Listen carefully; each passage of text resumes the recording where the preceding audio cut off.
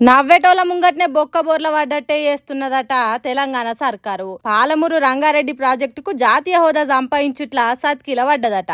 ఒకవేళ ప్రాజెక్టుకు హోదా సాధించటానికి సెంటర్ సర్కార్ మీద గట్టిగా ఫైటింగ్ చేస్తే, చేయాల్సిన ప్రయత్నాలు బలంగా చేస్తే ఇప్పుడు దక్షిణ తెలంగాణకు ఎంత ధైర్యం ఉండేదట.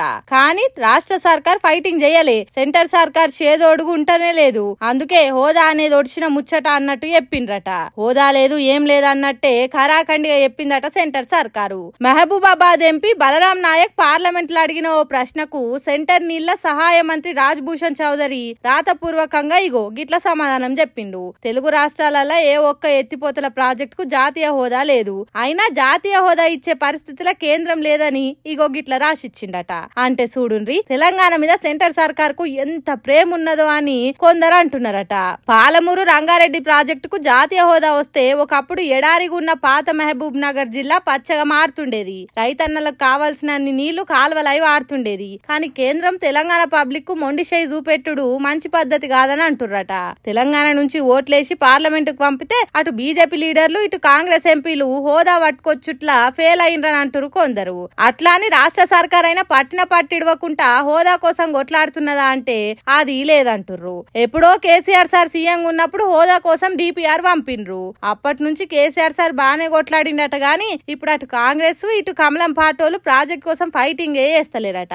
ఇట్లయితే లాభం లేదు. ప్రాజెక్ట్ కు జాతీయ హోదా రావాలనంటే మళ్ళా కేసీఆర్ సారే రంగంలోకి దిగాలని కోరుతున్నారట దక్షిణ తెలంగాణ పబ్లిక్ కు. ఇక ఏమైతుందో ముందు ముందు చూడాలి.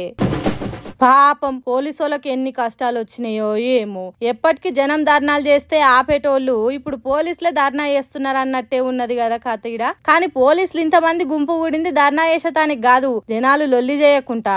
అవును, మీరు అన్నది నిజమే. ఒక్క మనిషికి 4 పోలీసుల చొప్పున గుంపులు గుంపులుగా పోలీసులు దిగిండ్రు. కొడంగల్ దుద్యాల మండలం రోటిబండ తాండావాసుల భూములను పెద్ద పెద్ద కంపెనీలు పెట్టేటానికి సర్కారు తీసుకుంటున్నదట.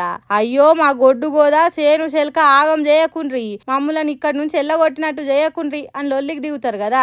కోపం ఉన్నోళ్ళు తిరగబడతారు కదా. అందుకే ధర్నాలు కాకుండా దాడులు జరగకుండా ఇట్లా పెద్ద బెటాలియన్ తీరుగా వచ్చిండ్రట పోలీసులు.